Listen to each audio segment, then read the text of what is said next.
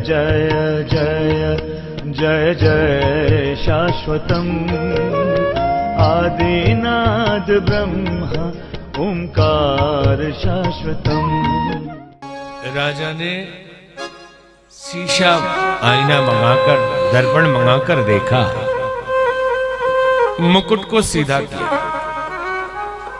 बदनु बिल्लियों की मुकुट सम कीना, मुकुट को सम किया, सामान्य किया, सीधा किया। श्रवण समीत भय सित केशा, कान के पास के केस सफेद हो गए। मनहु जरठपन अस उपदेशा, मानो बुढ़ापे ने दस्तक दे दी। कभी ये जमाना था कि केस थोड़े से सफेद हो जाए कान के पास के भी, तो ये बुढ़ापे का लक्षण है।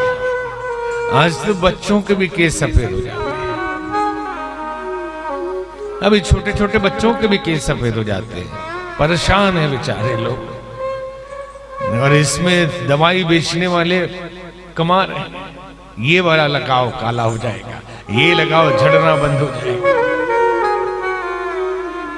ये इतने मिलावट है खान पान में कि केस झड़ना और केस सफेद होना स्वाभाविक है।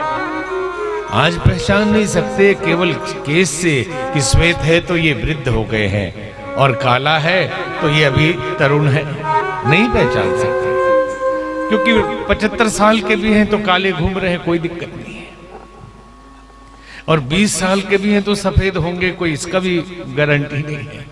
पकड़ना मुश्किल। पहले लोग 40-42 के हो, 50 तक हो जाएं तो थोड़े मोड़े केस सफेद हो जाए, धोती कुर्ता पहनते थे, जल्दी शादी हो जाती थी, बेटे बेटी की शादी हो जाती थी, समधी हो जाते थे, तो 42-45 में अपने को बुजुर्ग मानने लगते थे। अभी तो 70 के हैं, 60 के हैं, सूट वूट लगाए हुए हैं, काला एकदम, पता थोड़ी चलेगा कि कौन बूढ़ा कौन जवान। बहुत और अच्छा भी है ये, अच्छा है। मन में यदि उत्साह हो, मानसिक तरुणाई हो, तो शरीर की उम्र भले ही बढ़े लेकिन आदमी जवान रहता है। इसलिए मन से बूढ़ा होना नहीं चाहिए कभी। 4 आश्रमों की परंपरा भारतीय संस्कृति में रही। 100 साल जीने के लिए कामना की गई और लोग जीते भी रहे। तभी तो हमारे वेद कहते हैं जीवेम शरदः शतम्, 100 साल तक जिए हैं प्रभु, ऐसी प्रार्थना की। तो कैसे 100 साल तक जिए, किस प्रकार की जिंदगी हो, तो कहते हैं शृणुयाम शरदः शतम्, 100 साल तक सुनाई पड़े। पश्याम शरदः शतम्, 100 साल तक दिखाई पड़े। तो सुने तो क्या सुने, कुछ भी सुनते रहे, गाली देते रहे, गाली सुनते रहे, निंदा सुनते रहे, निंदा करते रहे, ऐसा नहीं। कहा भद्रम करणे भी शृणुयाम देवा, कि भद्र सुने, अच्छी बातें सुने, 100 साल तक सुनने की क्षमता रहे और भद्र सुनने की मानसिकता रहे।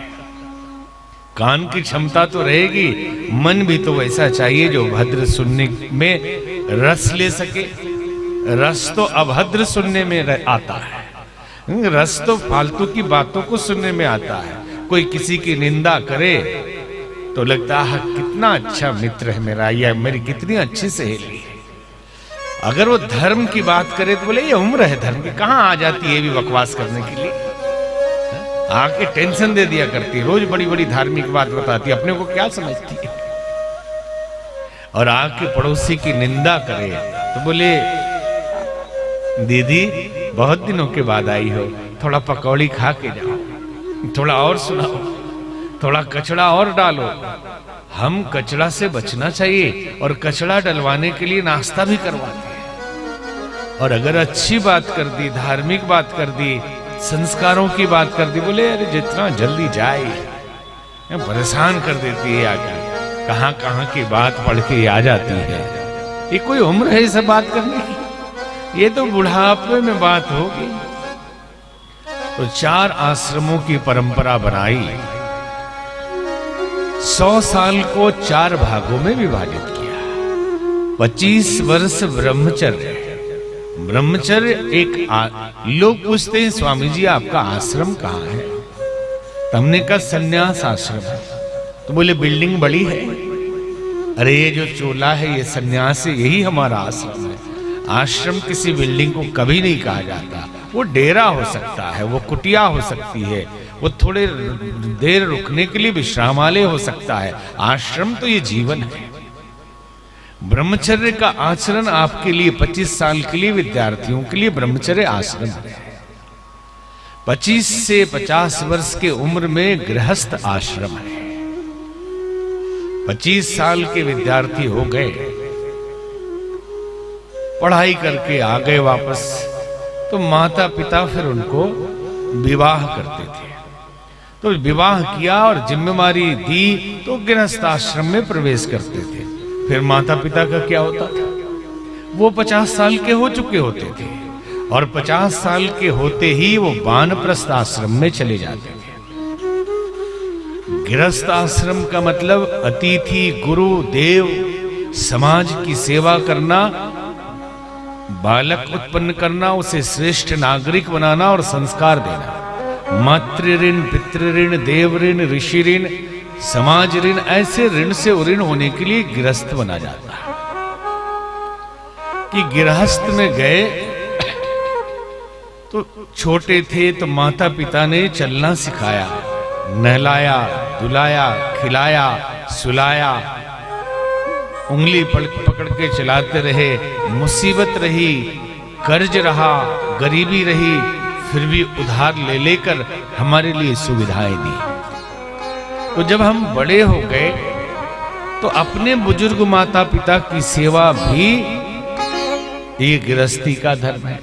और नए बच्चा हो और उसकी सेवा भी, ये दोहरा है कि हमारे माता पिता ने हमारे लिए किया है और अपने माता पिता के लिए किया है, तो हम गृहस्थी में आए तो अपने माता पिता के लिए करें और अपने बच्चे के लिए करें, तो और दूसरे समाज के लिए भी करें, साधु संतों के लिए भी करें। कहा जाता है कि 4 आश्रमों की जो धुरी है, जो nucleus of all 4 ashrams is गृहस्थ आश्रम। जो उसका न्यूक्लियस है वो गृहस्थ आश्रम है। गृहस्थ में ही व्यापारी पैदा होते हैं, गृहस्थ में ही सन्यासी पैदा होते हैं, गृहस्थ में ही ब्रह्मचारी पैदा होते हैं, गृहस्थ में ही साधु पैदा होते हैं, गृहस्थ में ही वैज्ञानिक पैदा होते हैं। और 4 आश्रमों का पोषण गृहस्थ आश्रम करता है। गुरुकुल चलते हैं गृहस्थियों से। विद्यार्थियों का भरण पोषण और विद्यालयों का खर्चा भी पहले के जमाने में लोग दान में दिया करते थे, आजकल फीस में दिया करते हैं। स्कूल चलाने के लिए गृहस्थी तो साधु सन्यासी थोड़े फीस देने जाते हैं स्कूल को। और कथाएं होती है, यज्ञ होता है, वो कौन देता है? गृहस्थी देते हैं।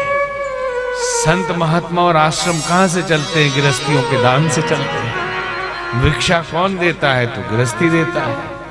तो 4 आश्रमों का केंद्र बिंदु वो गृहस्थ आश्रम है। सबसे बड़ा आश्रम है, सबसे आधार का आश्रम है। इसके बिना ये तीनों आश्रम बेकार है। तो वानप्रस्थ गृहस्थ, कई लोग कहते हैं बाबा हम लोग तो गृहस्थी आदमी, साधारण आदमी, गए गुजरे आदमी। अरे नहीं भाई, आप तो मुख्य आश्रम के अधिकारी हैं। हेडक्वार्टर आप ही के पास है, सारी तपस्या का आधार आप ही के पास है, सब पुण्य लेने का इंतजाम भी आप ही के पास है। तो 50 साल के हो गए तो गृहस्थ से वानप्रस्थ। और वानप्रस्थ क्या है? वानप्रस्थ ये है कि जो बचपन से 25 साल की उम्र तक ब्रह्मचर्य में जो ज्ञान अर्जन किया और 25 से 50 में जो अनुभव अर्जन किया, जो संघर्ष किया है, जो तपश्चर्या की है, जो सीखा है, उस अनुभव को समाज में बांटिए। अब आप उस अनुभव को समाज में बांटिए।